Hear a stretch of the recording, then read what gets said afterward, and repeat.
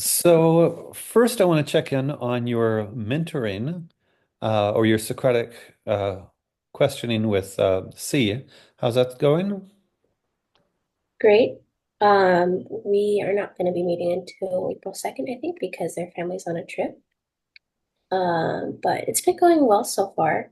I think it's, it's for sure going more smoothly than we first started. Hmm.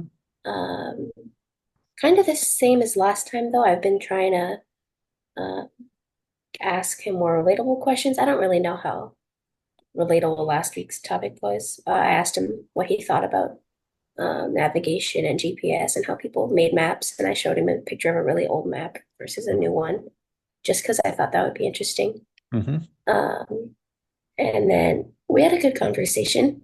It flowed okay.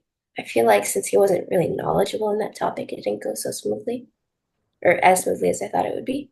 Hmm. But I still got replies and answers. Um, and it was a good like 17 minute conversation. So improvement, I think. Great. Well, I actually think it's very cool that you came up with GPS to navigation and old maps. Where did you get that idea? Um, I don't really know. I guess we just use GPS a lot because we're driving all day, every day. When you And say I remember what? when you say old maps, how old maps were you looking at? I think it was from like the 14th century. I forget. I'm not sure. Uh-huh. And you were kind of comparing just how different it was to navigate via old maps back in the day versus GPS today. Yeah, because it just wasn't as accurate. So I was asking C about how he thought they made maps and how he thought they first started and how he thought the technology improved. Hmm.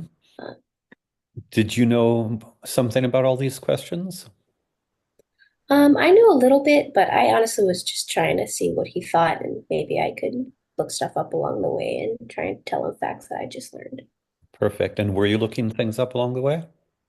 Here and there, just what kinds of technologies are, just actually one thing I looked up is to recheck my information on satellites because I did mention how satellites and GPS was kind of interconnected, and I didn't want to get anything wrong, so I just kind of quickly typed up a Google search right there.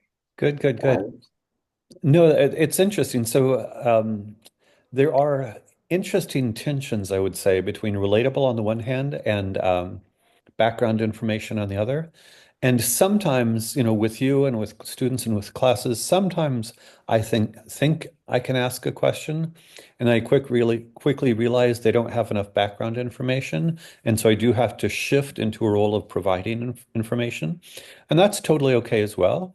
I think. In many schools, there's this, in regular schools, it's mostly information, whereas at TSE, it's mostly Socratic questioning.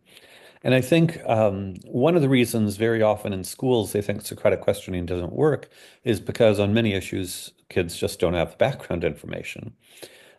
And so I would say if there's a knowledge base that's required to understand, you're right. It's interesting to see how we would put together, how we would understand it. And having him like an 8-year-old figure out how GPS works is a big leap. Um, I think having him think about the dramatic difference in navigation between him then and now is interesting, or just what it means to navigate. Was he able to think about what it kind of the process of navigation? yeah, being able to go new places and traveling and going, just going from one place to another. Yeah, and did he have interesting thoughts on how either maps work or GPS works?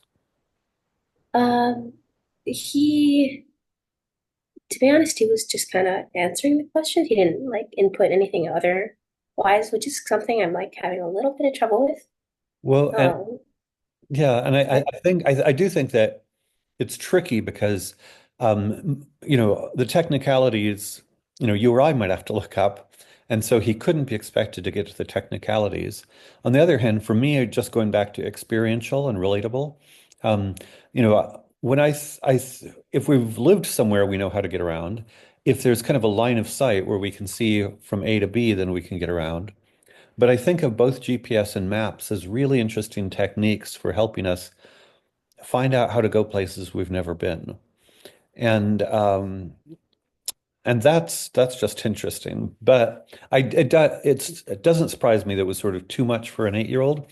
When I think of relatable or experiential, I think of things like I call it the fundamental humanistic things, like again, anger, truth, betrayal, where even at the age of 8, he's had people lie to him. He's had people cheat him. Not to make it all about the bad stuff, but many we have stronger emotional reactions typically about those things. Um, sadness, he might be less eager to talk about sadness, but he might. But I think of, navigation is intrinsically technical, whereas our own emotions, our own emotional experience, our own life experience, we all have. Does that make sense? Yes, for sure. And so, even things like, the airplane is cool, and if he happens to have a knowledge base, then it works. I'm thinking, you're in, are you in STEM class or humanities class at TSE now? I'm in STEM. Okay. And are there places with which guide? Aaron. Great. And are there places where Aaron gives you some background information or you read or watch a video or something before you discuss the thing? Yeah, we recently did a kind of big project on taxonomies and flora, fauna, fungi, and things like that.